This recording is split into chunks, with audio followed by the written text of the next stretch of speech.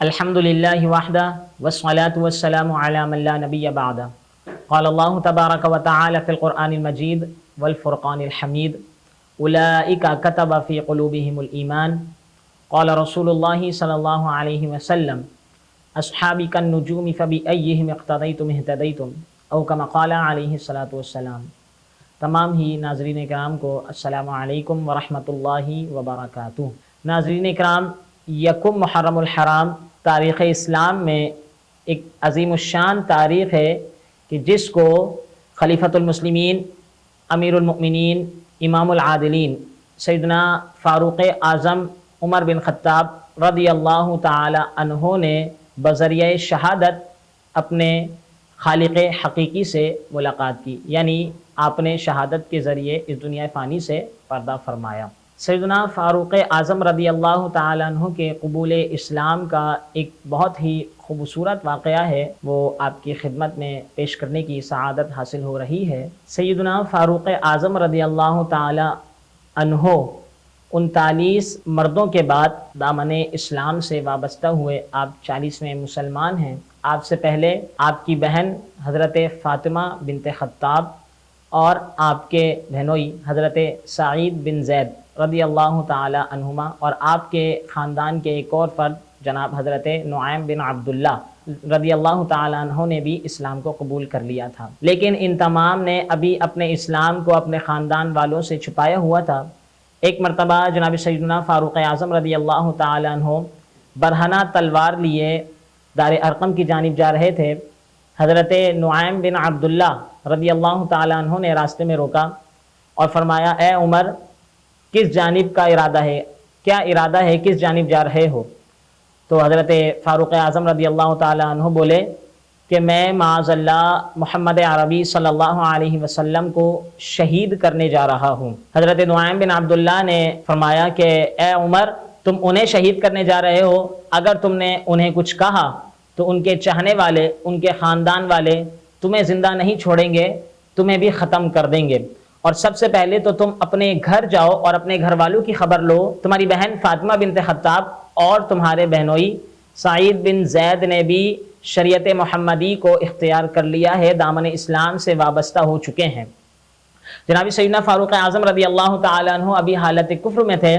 جلال میں آئے، غصے میں آئے اور اپنے گھر کی جانب رخ کیا، اور جب گھر پہنچے تو باہر سے کچھ پڑھنے کی آواز آ رہی تھی۔ حضرت نعیم بن عبداللہ نے سیدنا فاروق اعظم رضی اللہ تعالی عنہ کو فرمایا، اے عمر، سب سے تو تم اپنے گھر جاؤ، اپنے گھر والوں کی خبر لو۔ تمہاری بہن فاطمہ بنت خطاب اور تمہارے بہنوئی سعید بن زید نے بھی شریعت محمدی صلی اللہ علیہ وسلم کو اختیار کر لیا ہے۔ حضرت عمر فاروق رضی اللہ تعالیٰ عنہ اپنے گھر کی جانب جاتے ہیں۔ ایک صحابی رسول حضرت خباب رضی اللہ تعالیٰ عنہ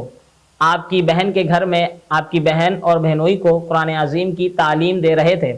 اچانک جب جناب سیدنا فاروق اعظم رضی اللہ تعالیٰ عنہ آئے تو انہوں نے قرآن عظیم پڑھنا روک دیا۔ قدموں کی آہٹ سن کر آپ کی بہن اور آپ کے بہنوئی نے حضرت خباب رضی اللہ تعالیٰ عنہ کو گھر میں کسی کونے میں چھپا دیا۔ جب سیدنا فاروق اعظم رضی اللہ تعالیٰ عنہ گھر میں داخل ہوئے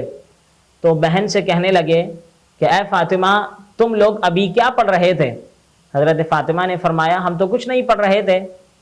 سیدنا فاروق اعظم رضی اللہ تعالیٰ عنہ بولے، نہیں، تم لوگ کچھ پڑھ رہے تھے، میں نے خود اپنے کانوں سے یہ آواز سنی ہے۔ اچانک جب یہ بات چل رہی تھی، حضرت سعید بن زید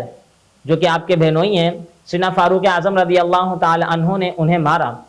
اور اس درجے کا مارا کہ آپ زمین پر تشریف لے گئے، اور جیسے ہی آپ کی بہن آپ کو بچانے کے لیے، یعنی اپنے شوہر کو بچانے کے لیے وہ گئیں تو انہوں نے اپنی بہن کو بھی دھکا دیا، اس طرح کہ آپ کے سر سے خون بہنا شروع ہو گیا۔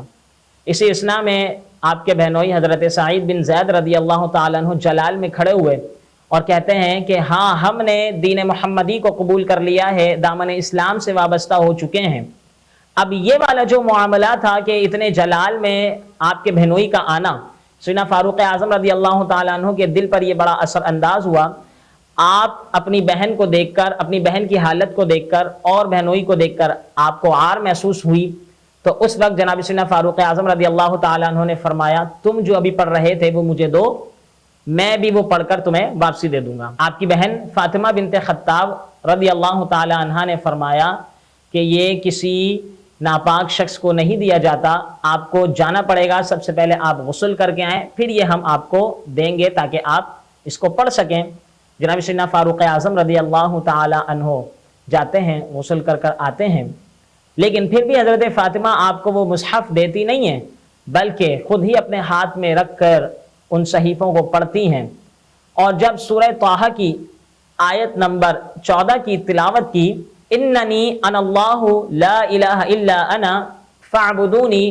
واقیم الصلاۃ لذکری، یعنی بے شک میں ہی اللہ ہوں اور میرے سوا کوئی معبود حقیقی نہیں ہے، بس میری عبادت کرو اور میری یاد میں نماز ادا کرو۔ جب اس آیت مبارکہ کو سیدنا فاروق اعظم رضی اللہ تعالی عنہ نے سنا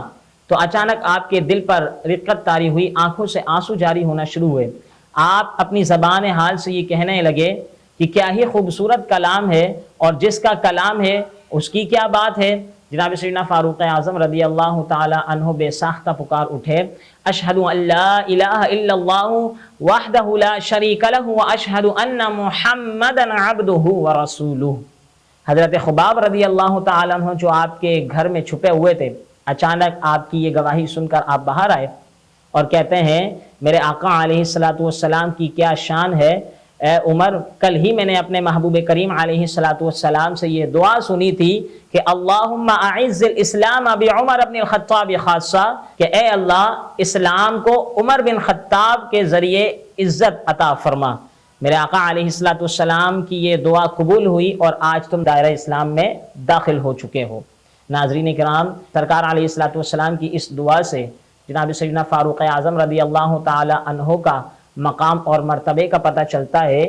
گویا کہ تمام صحابہ کرام حضور علیہ الصلوۃ والسلام کے مرید ہیں، لیکن جناب سیدنا فاروق اعظم رضی اللہ تعالی عنہ صرف حضور کے مرید ہی نہیں بلکہ حضور علیہ الصلوۃ والسلام کی مراد بھی ہیں، یعنی حضور علیہ الصلوۃ والسلام نے دعا میں حضرت عمر بن خطاب رضی اللہ تعالی عنہ کو اپنے رب سے طلب فرمایا۔ جناب سیدنا فاروق اعظم رضی اللہ تعالی عنہ پھر حضرت خباب اور حضرت نعیم بن عبداللہ سے کہتے ہیں مجھے حضور علیہ الصلوۃ والسلام کی خدمت میں لے جاؤ۔ آپ جب حضور کی خدمت میں دار ارقم جانے لگے تو ناظرین کرام، اب حضور سیدنا فاروق اعظم رضی اللہ تعالی عنہ کا چلنے کا انداز ہی نرالا ہو گیا۔ گویا کہ آپ اس انداز سے چل رہے ہیں، پہلے تو آپ سر لینے جا رہے تھے، لیکن اب حضور علیہ الصلوۃ والسلام کی بارگاہ میں اپنی تلوار اور اپنا سر پیش کرنے جا رہے ہیں۔ جناب سیدنا فاروق اعظم رضی اللہ تعالی عنہ جب حضور کے پاس پہنچتے ہیں، حضرت امیر حمزہ رضی اللہ تعالی عنہ چونکہ اسد اللہ ہیں، آپ بھی اللہ کے شیر ہیں، بہادر ہیں، حضرت امیر حمزہ رضی اللہ تعالی عنہ کو پتہ چلا کہ عمر آ رہے ہیں، تو حضرت امیر حمزہ فرماتے ہیں کہ اگر عمر اچھے ارادے سے آیا ہے تو مرحبا، لیکن اگر عمر غلط ارادے سے آیا ہے تو خدا کی قسم اسی کی تلوار سے اس کا سر تن سے جدا کر دوں گا۔ اللہ اکبر۔ جب جناب سیدنا فاروق اعظم رضی اللہ تعالیٰ عنہ حضور کی خدمت میں جاتے ہیں، حضور نے حضرت امیر حمزہ کو آگے نہ بڑھنے دیا، خود حضور آگے بڑھے اور اپنے دست مبارکہ سے حضرت عمر فاروق رضی اللہ تعالیٰ عنہ کے دامن کو تھاما اور جھنجھوڑا اور فرمایا اے عمر، کس ارادے سے آئے ہو؟ کیا ابھی بھی تمہارا باطل ارادہ ہے؟ جناب سیدنا فاروق اعظم رضی اللہ تعالیٰ عنہ خاموش رہے، پھر اچانک اپنی زبان حال سے یہ کہنا شروع کر دیا، اشہد ان لا الہ الا اللہ وحدہ لا شریک لہ واشہد ان محمدا عبدہ ورسولہ۔ ناظرین کرام، یہی وہ وقت تھا کہ جب جناب سیدنا فاروق اعظم رضی اللہ تعالیٰ عنہ نے اسلام قبول کیا، آسمان سے فرشتوں کے سردار حضرت جبرائیل امین حضور کی خدمت میں آئے اور عرض کرتے ہیں یا رسول اللہ صلی اللہ علیہ وسلم، لقد استبشر اہل السماء باسلام عمر، یا رسول اللہ عمر کے اسلام لانے پر آسمان کے فرشتے بھی آپس میں خوشیاں منا رہے ہیں۔ ناظرین کرام، یہ جناب سیدنا فاروق اعظم رضی اللہ تعالی عنہ کے ایمان لانے کا کچھ پس منظر میں نے آپ کی خدمت میں عرض کیا۔ میں اپنے اس گفتگو کا اختتام سیدی اعلیٰ حضرت کے اس شعر پر کرنا چاہوں گا، وہ عمر جس کے اعداء پہ شیدا سقر، اس خدا دوست حضرت پہ لاکھوں سلام، ترجمان نبی ہم زبان نبی، جان شان عدالت پہ لاکھوں سلام۔